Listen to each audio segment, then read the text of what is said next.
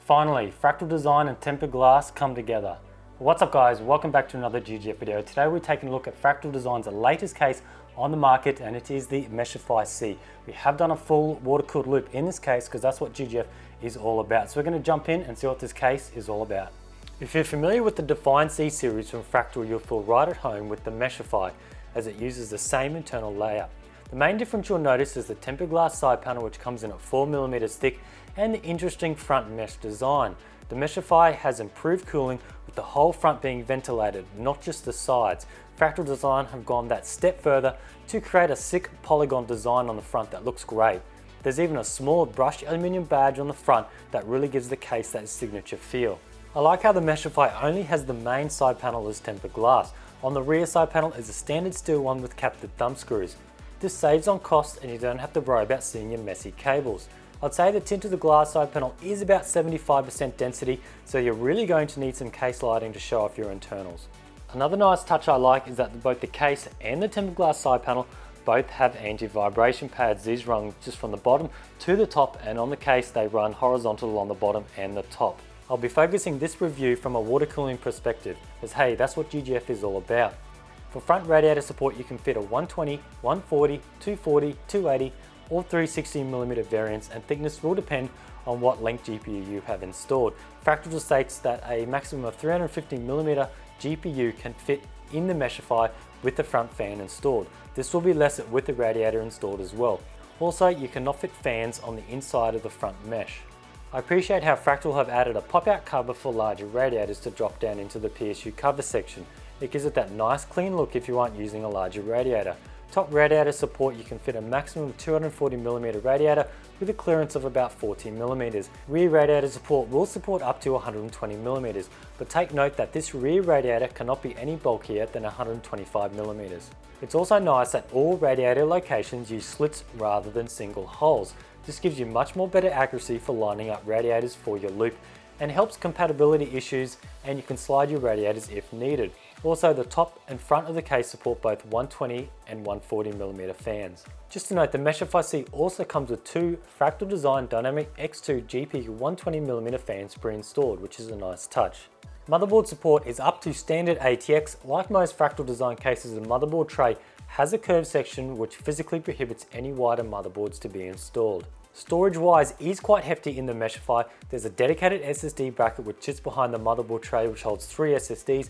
At the bottom section there's a hard drive cage which supports two 3.5-inch drives or two 2.5-inch SSD. I'd say this is by far enough storage for a case this size. Just to note that if you do plan to install a 360mm radiator, you'll need to remove the bottom hard drive cage. A standard ATX power supply is supported in the Meshify, and with the hard drive cage installed, you'll comfortably fit a 175mm length PSU in before it gets a bit cramped. With the hard drive cage removed, you'll have no issues at all. Front I/O runs along the top, which sports two USB 3.0, power button, audio jacks and a reset button. The power LED shines through the front mesh. Just to note that when detaching the front panel for fan access, the whole front I/O section is attached to this panel as well. For ventilation, I see no issues with the Meshify at all. There's not many cases being produced these days where the whole front is mesh. Most companies aim for looks over performance, but I think Fractal have done a great job achieving both. The whole front is also filtered with a foam style fan filter. This filter is removable, but it does require you to push out a few little clips for access. Top of the Meshify has a removable magnetic dust filter, which is a nice touch as well. The bottom of the chassis also includes a removable dust filter that runs along the whole bottom of the case, filtering the PSU fan as well as the single 120mm fan that can be installed at the bottom. Room behind the motherboard tray is a little tight at 15mm, but moving towards the front of the case, this gap increases to 13mm. Also, if you're not using any hard drives, you can use the bottom storage area for cable storage. So who is the Meshify C really for? Now, I have done a full custom loop build in the case. I just wanted to show you what can be done.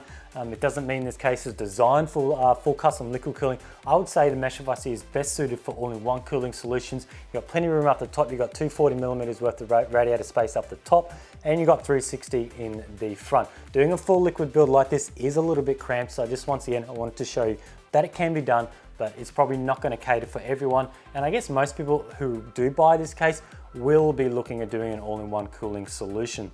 Now, looking at price of the Meshify C, comes in at $90 US. Now I think that is a pretty damn good deal.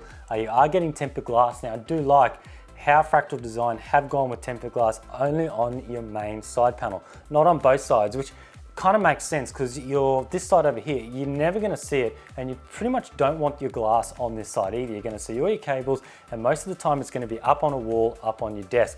So it only makes sense to have it on your main side, and it will keep the price down a little bit. So that is good. You also do get you also get like a little microfiber, a cloth to keep the side panel nice and clean from fingerprints, because it will get fingerprints and you will see a bit of dust. Other areas I liked was the PSU cover. I thought it was plastic at first, but no, it is a nice powder coated steel. It also does have that little pop-in cover I mentioned earlier. I had to take that out because I do have the radiator going down, but if you didn't, you can put that back in and it does make it look like a solid piece going along. The front I really did love. I just love that polygon design. It has maximum airflow in this case.